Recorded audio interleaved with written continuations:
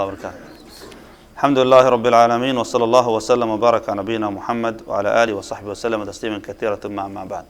Imam al-Nawawi rahimahullah ta'ala in Riyadh al-Salihin, after speaking about التفكر في خلق الله, thinking and pondering and reflecting over the creation of Allah Azza wa Jal, in order for a person to raise their iman and their tawakkul and dependence on Allah subhanahu wa ta'ala, he moves on right now to a different chapter.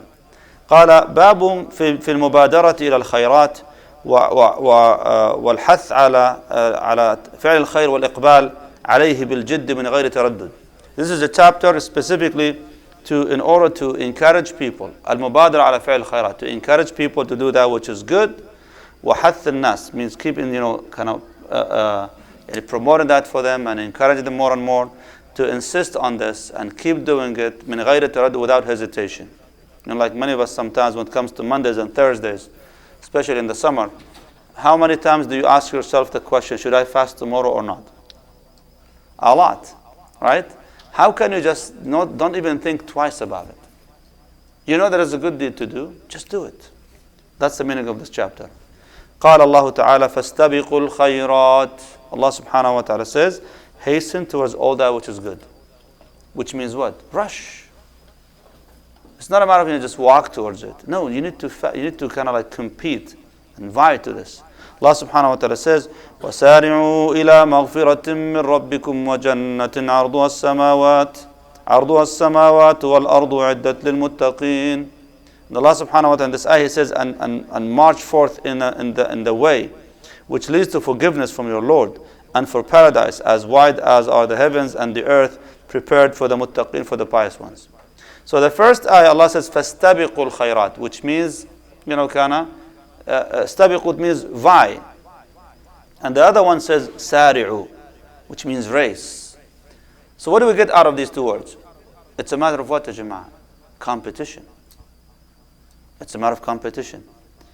And when it comes to competition, what is the most, I would say, painful position out of all those who go into the race?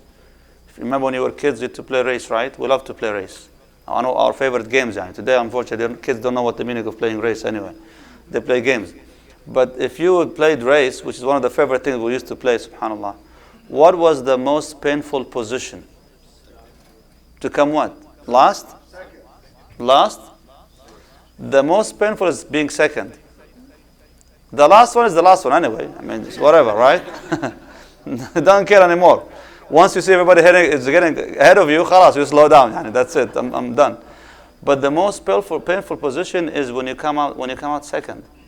Why? Because you're close to be the first. Subhanallah.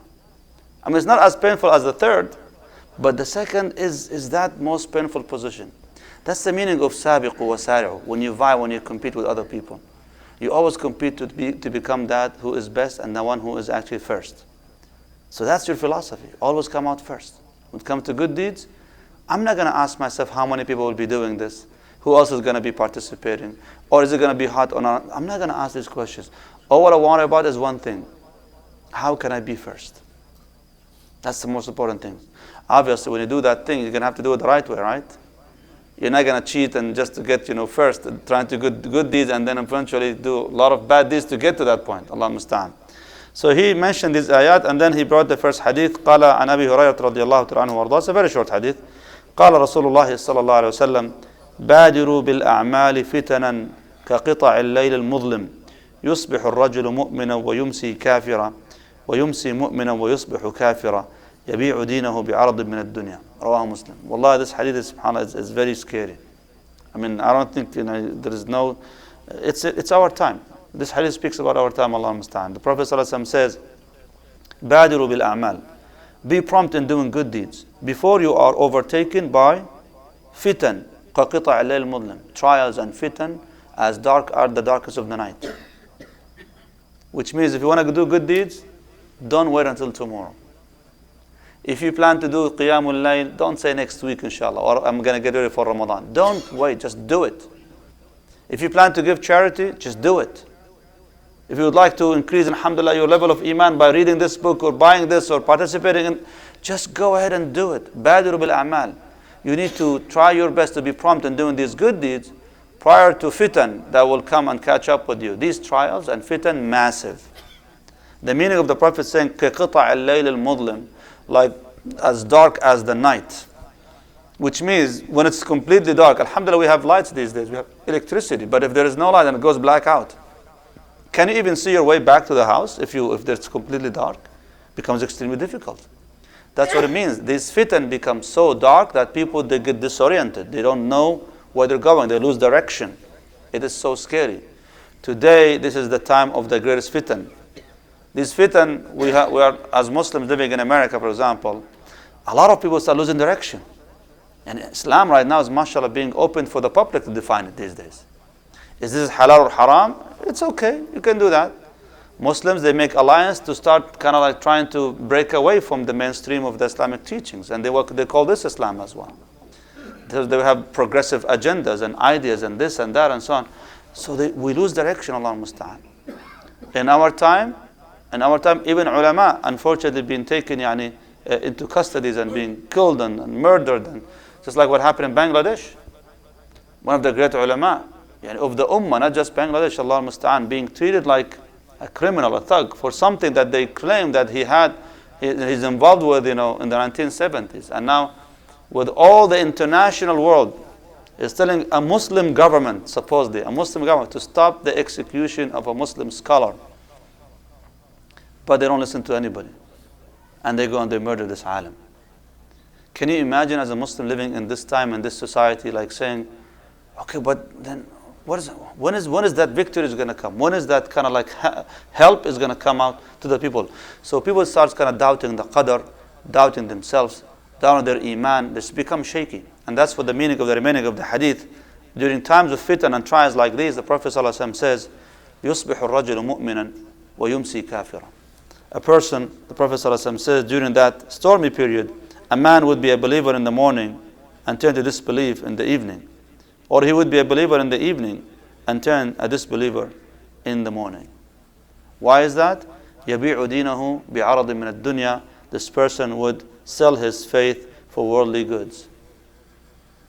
And that's what we see these days, Allah musta'an. I mean, every now and then you have somebody come out on Facebook calling themselves former Muslims. Allah musta'an. And then they start kind of propagating their new discovery of being faithless or this or that and so on, so Allah musta'an. And then after that says, we're making tawbah. And then later on they change their mind. SubhanAllah, it's becoming so easy. Like people, they switch like a button, Muslim, non-Muslim, believer, disbeliever. It depends on the mood and the intensity of the fitan. That is the time that we're going through, as the Prophet ﷺ described.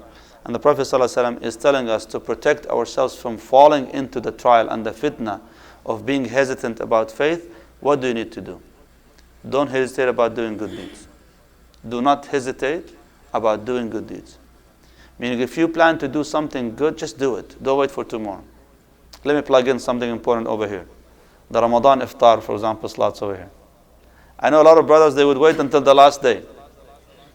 You know what? If you plan to do it during the month of Ramadan, just do it. Don't hesitate. Fill 1, 2, 3, 4, 10, as many as you want. Just do it. If you plan to volunteer for a certain event that's coming up, whether, for example, the barbecue that we have or the Ramadan volunteers and so forth, just do it. Sign up right now before the shaitan persuades you. You don't need that. If you feel motivated this moment because of this hadith, then just do it. Badiru bil a'mal. Rush and make sure that you go and participate. Be prompt and do your good deeds. May Allah subhanahu wa ta'ala make you among them, ya jama'ah. Wallahu alam. Any question? Tafadhal.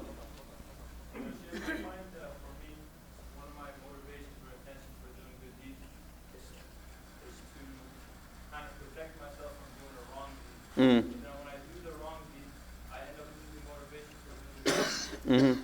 So is that a valid intention? I mean, it seems like it's more so. So basically, he's saying that I do good deeds in order for me to protect myself from doing bad deeds. But then when I feel weak and I do a bad deed, that makes me kind of like feel, less motivated because like it didn't work. Why would I have to bother doing good deeds anymore? Because it didn't help me much. Is that a good intention when I make my good deeds to do good deeds to avoid doing bad deeds? It's not a bad intention. It's still good to do good. It's very important. The question that we need to ask ourselves, how can I make my iman so strong and so high that will shield me from going bad deeds? The answer to this is keep doing good deeds.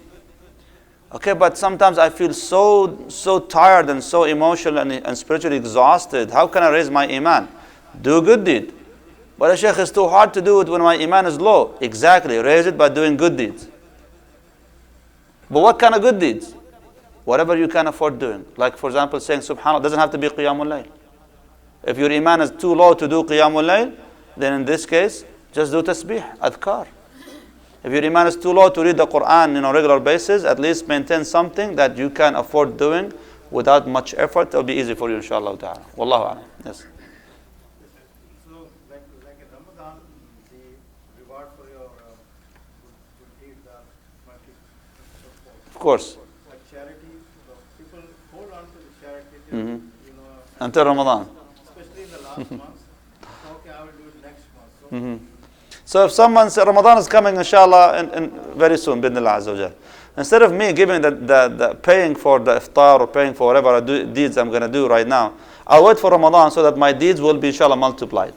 Is that a good thing to do? Of course it's very good, absolutely. However, Ibn Qayyim rahimahullah, he said that there's also a trick over here. What is that? When the motivation to do a good deed is less and less, the reward for doing it becomes more and more. What does that mean? Isn't it easier to do good deeds in Ramadan? Obviously, because everybody is motivated to do good deeds in Ramadan. That means doing it before Ramadan becomes much more virtuous, because less and less people will be motivated to do that. Fasting during the summer, fasting Mondays and Thursdays during the summer, which is easier, doing it in the summer or the winter? Obviously, in the winter is easier to fast, right? Therefore, being among the few who fast on the summer is much more rewarding than doing it in the winter.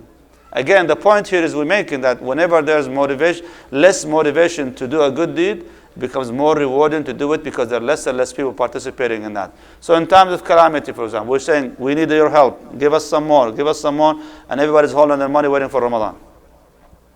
When you give in that moment of need, that's much more rewarding than you give it at ease in Ramadan. Wallahu a'lam. Yes?